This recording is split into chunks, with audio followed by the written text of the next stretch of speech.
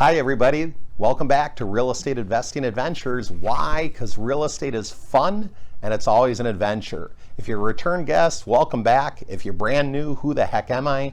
My name is Jurek and I'm a real estate investor, and I have the ability to travel all over the country and help people just like you get started with real estate or help people take real estate to their next level. Well, welcome back to the A through Z series on getting a deal done, how to do a deal. What are we on? We are on the letter H, right? H. So what is H going to stand for? It's going to stand for a couple of things. First, we're going to get into talking about home inspections and the importance of home inspections. Secondarily, we're going to get into talking about the closing statement. Some people still refer to it as the HUD 1 closing statement. So if you want to find out more about home inspections and the closing process, stick to this video. I'm going to try to cover as much as I can. Well, let's get started and get on our way.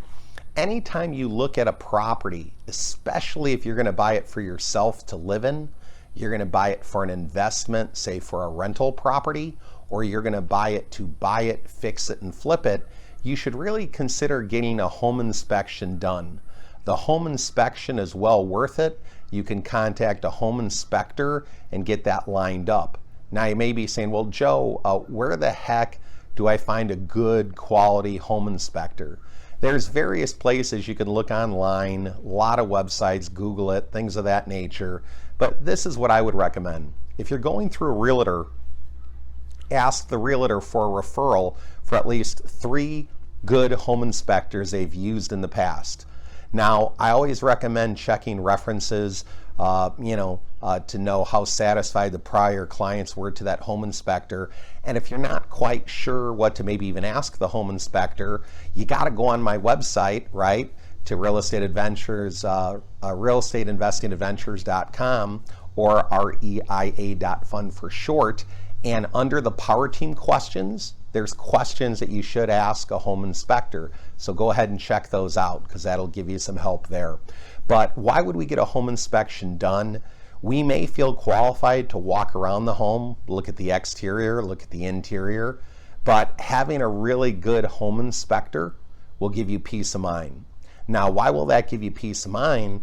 Because they're going to check the home. They got a process where they go through. They normally will give you a report at the end and go through that report with you for things they found, suggestions, potential issues. And why that's so important is maybe you're not buying a property that you're unaware of certain problems or issues that could involve the electric, could involve the plumbing, could involve the HVAC. There's another H, right? Heating, venting, and air conditioning, because we may not be experts when it comes to central air units or furnaces or the air ducts, things of that nature.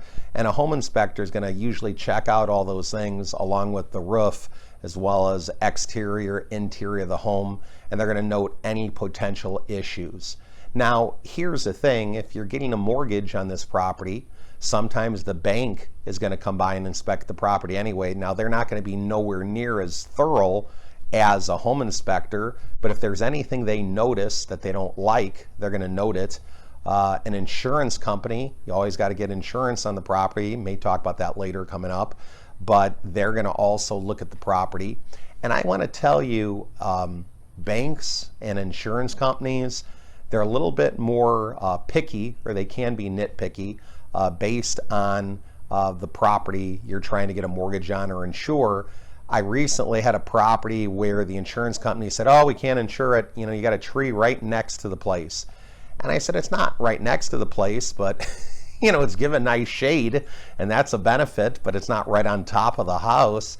And they said, oh no, if a tree is less than 7 feet from the house, our policy is we can't, issue you an insurance policy on that. And I thought, I know it's close, but I don't think it's 7 feet. I just kind of eyeballed it. I'm usually good, especially when it comes to football, knowing 10 yards for the first down when I see it on TV. So I went out there with a tape measure. I went to the end of the house and I went all the way out to the tree. And sure enough, it was almost 11 feet.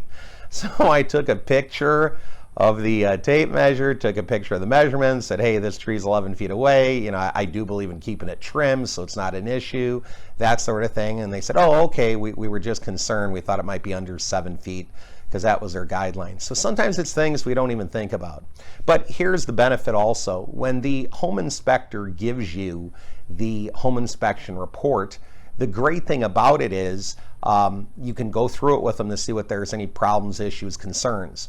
Now, prior to closing, could that give you another advantage for negotiating with the seller as to wanting additional concessions in regards to problems you discovered that maybe neither one of you were aware? And now that you make, say, the realtors aware of it, they in theory are legally obligated to disclose it, as well as the seller. So the seller may feel like, well, you know, I don't want to give you any concessions money-wise or anything else off or repair it myself. You know, you got a good deal already. Now that may be the case, but now that they legally know about it, they got to disclose it to any other potential buyers that may come along if you decide to drop out. So as we talk about H, definitely get a home inspection. I highly recommend it. If you're in an area where you think you could have a pest problem like termite, you know, make sure that if your home inspector doesn't do that, some may not, you get a pest control company out there to inspect for termite.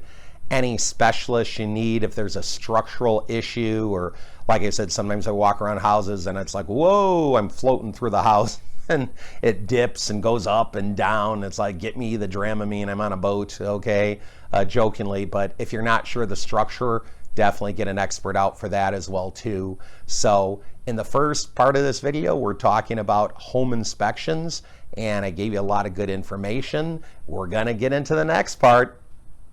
Now we're going to talk about the closing. A lot of people refer to it as getting a HUD 1 closing statement. Some people still call it that, some people don't.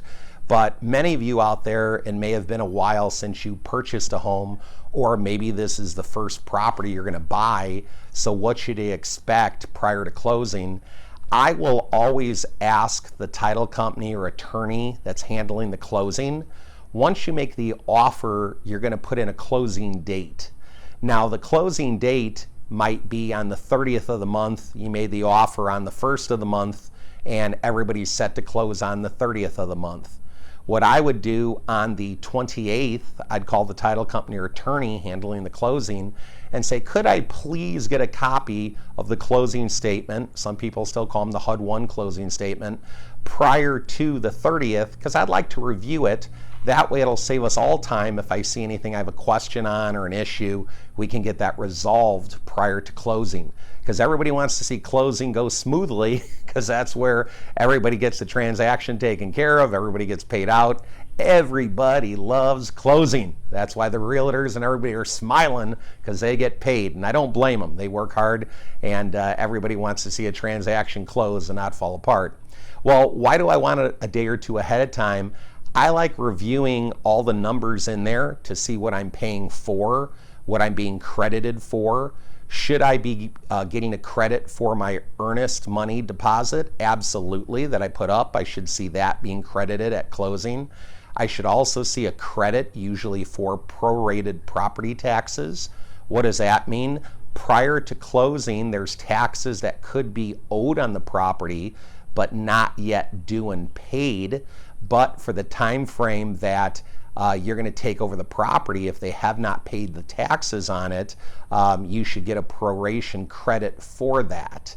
The other thing too, just look into any utility deposit, gas, electric, water, make sure bills are paid, get final readings, and make sure that any credits that are due, potentially you, if you've put something up or you've paid something that maybe the seller should have paid, you get credit for that. So I like running through the numbers on the closing statement to make sure that it makes sense, and any questions I have or any lines that I don't understand, I have a day or two prior to closing to ask my questions and get a reply. Because sometimes at closing, it can be stressful. It can take you a while to get a property closed. And sometimes you might feel like, well, I don't want to ask, and then later you realize you should have asked because it could have been something that was pretty important. So as you look at trying to do a deal with real estate, we talked about several of the important, H words coming up. I always try to have, a golden nugget that I share too, and what I think is I'm going to start saving those towards the end of the video so you won't miss out on the golden nugget. But the golden nugget is when we think about H's, we talked about home inspection, we talked about the H1 closing, we've talked about HVAC. There's a lot of different things that go into a real estate transaction. What I would tell you is always have a little checklist that you can put together. Now, if you want even more in-depth ideas on closing and getting ready for a close, I've done a lot of videos on YouTube on the real estate investing adventures that you could check out in regards to closing. I'll even put the links on the bottom there. But the golden nugget here is don't feel like if you find something in a property that you'll just accept it and go on, because we've all made mistakes. And I'll tell you personally, there was a time I was going to buy a property and I found out a few things I didn't like about it. And it was past the contingency periods, I would have lost $1,000. And I found out some things after the fact, and I should have not only walked away, I should have run away. I was thinking of run, Forrest, run. I should have run away, but I didn't. I thought, I don't want to lose that $1,000. Now here's the problem. Sometimes that could have been the best lesson I could have learned.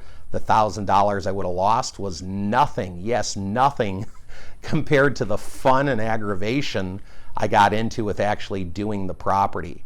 So when you look at doing real estate, you have to have an open mind. You have to be unbiased. You can't say, well, I really like the property, I really like the location. Oh, even though I found something I didn't like in the home inspection report, I'm getting a bad feeling, I'm going to continue with this. You have to look at it as a business transaction. If there's something you don't like, maybe you don't like it for a reason.